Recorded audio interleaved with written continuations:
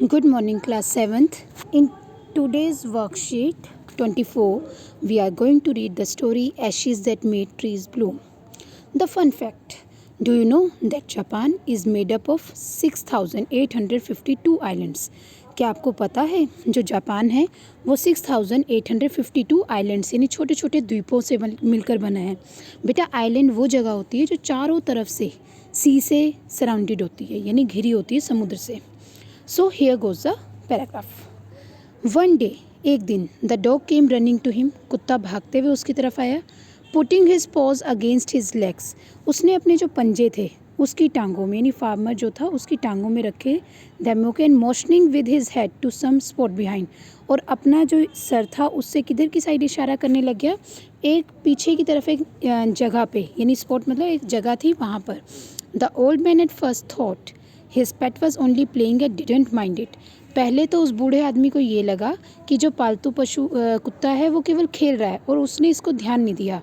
But the dog kept on winning. Winning होता है ज़ोर ज़ोर से साउंड करते हुए चिल्लाना, ठीक है, यानी कूकू का साउंड करता रहा. And running to and fro for some minutes. To and fro का मतलब होता है इधर उधर. टू एंड फ्रो का मतलब होता है इधर उधर.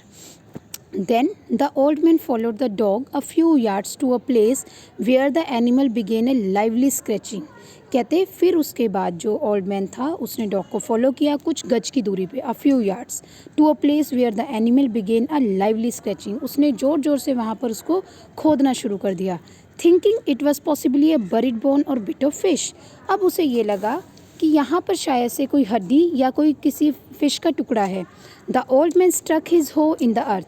जो बूढ़ा आदमी था उसने जो हो थी उसको स्ट्रक कर दिया, जोर से पटका वहाँ पे धरती पे. व्हेन, लो, देखो, अ pile of gold gleamed before him. उसके सामने सोने का एक खजाना जो था चमकने लग गया. दस in an hour the old couple were made rich. इस तरीके से एक घंटे के अंदर जो बूढ़ा कपल था वो अमीर हो गया. The good souls bought a piece of land, made a feast for their friends and gave plentiful to their poor neighbors.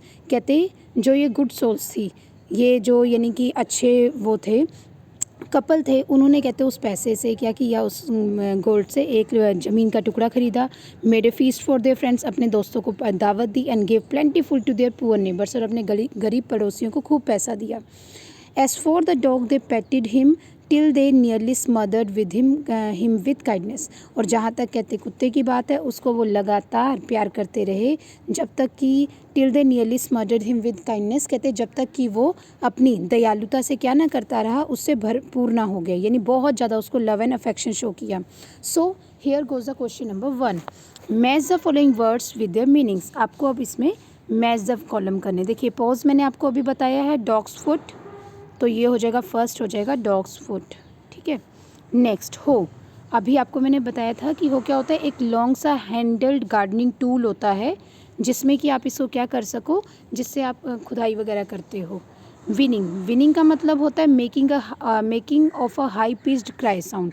कहते हैं ज़ोर ज़ोर से आपको क्या करना, चीखने का साउंड या रोने का साउंड करना. आपने देखा भी होता है होगा, डॉग्स वगैरह कई बार करते हैं. और नेक्स्ट है आपका smothered, to give too much love and attention, बहुत ज़्यादा प्यार करना. तो ये आपके मैज़ द कॉलम से बेटा. Now read the passage and answer the following question. Passage को पढ़ो और नीचे दिए हुए क्वेश्चंस के आंसर करो. The dog help the old man find.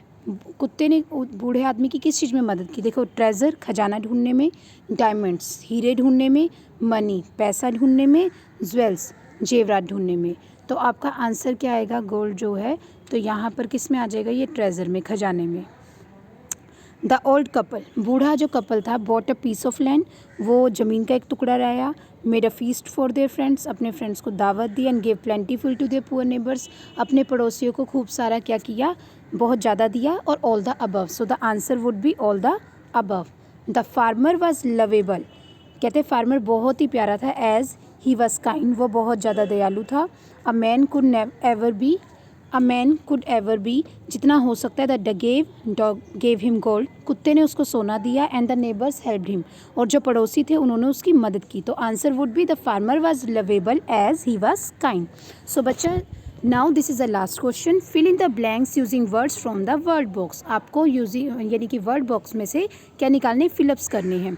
आपने अभी ऊपर पैराग्राफ पढ़ा, we will find out, they have given us the links also. One day the dog kept on, कुत्ता क्या कर रहा था एक दिन, the dog kept on dash to the old man, क्या करने की कोशिश की उसने, रनिंग। ठीक है, यहाँ पर रनिंग का ऑप्शन दिया गया है। Putting his dash against his legs, उसने वहाँ पे क्या की, अपनी जो टांगे थी वो क्या किया, पुटिंग हिज पॉज। नेक्स्ट होगा पंजों को क्या करने की कोशिश, against his legs and dash with his head towards a dash, और क्या करने लग गए वो वहाँ पर, head towards a dash behind him, उनके पीछे क्या था, उनका क्या था वहाँ पर, and putting his against his legs and dash with his head towards a dash behind him.